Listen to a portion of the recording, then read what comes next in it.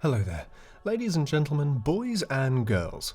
Marshall here to give you an early look at the map selection for 1v1 Season 12 in Planetary Annihilation.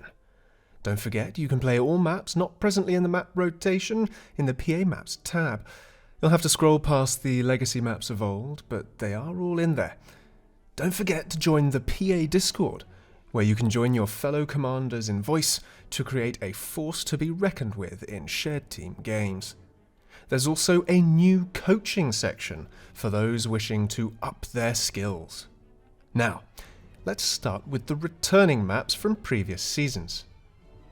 Plenty makes its return, a large asteroid with plenty of metal. Make sure you can keep up with the resources you'll be getting in and try not to float.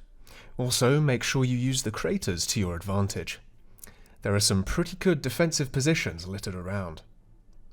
Janus is a curious map with a shallow water naval corridor between bases, so only gunboats and engineers can cross it.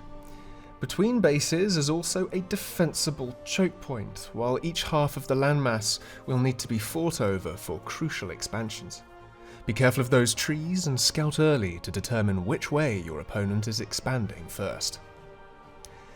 Devil's Causeway challenges you to bring your A game, or your air game, since there are a number of islands in the middle of the lava field with vital expansions to give you the advantage over your enemy. Make sure you keep contesting the land bridge, however, and look for sneaky ways to circumvent your opponent's front line. Fossil is a small and tricky moon. You start relatively close to your opponent, so don't get comfortable. Equally, the first clusters of metal expansion are in uncomfortable locations, which are difficult to hold simultaneously early on. Be mindful of where your enemy's army is. Next up is Hemlock. An orbital planet returning from last season gives you a cozy spawn on the lava planet, but entices you off-world with the prospect of a much greater economy. Just be careful to balance your presence. You don't want to scuff the timing and cede the start planet to your enemy, as this will surely be your downfall. Evac 2 has similar logic to Hemlock in that you have a defensible location to start with, but with two smaller planets with more dense metal to fight over. Be careful of the starting planet though. There are some nasty raiding possibilities across the lower ground between the bases. Raised walls don't cover you from arcing fire. Be wary of the other planets also. There's the option of planetary engines for the bold. The last of the returning maps, Turnpike, giving players a choice of spawns and a curious set of expansion paths both towards and away from your opponent. Make sure you keep a hold of their expansion, as the map is quite large aside from the relatively tight combat zone between bases. Alright, time for some brand new maps for you to grapple with. Spindel Range starts us off.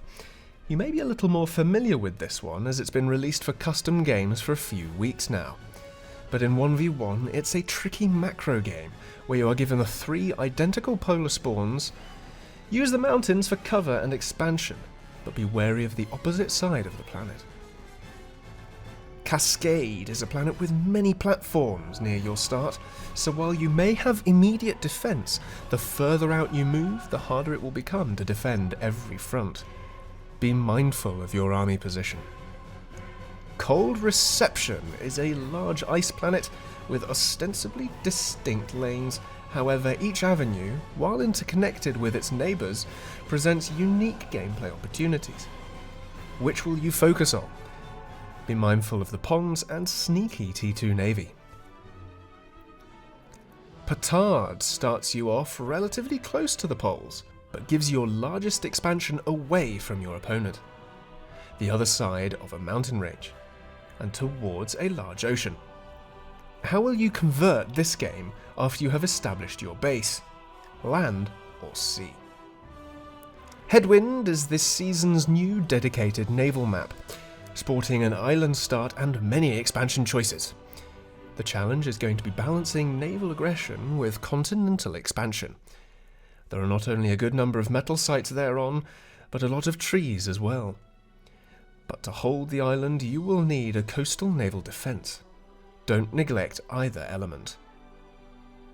Amadeus Rift presents you with a deep trench between bases and expansions in multiple directions.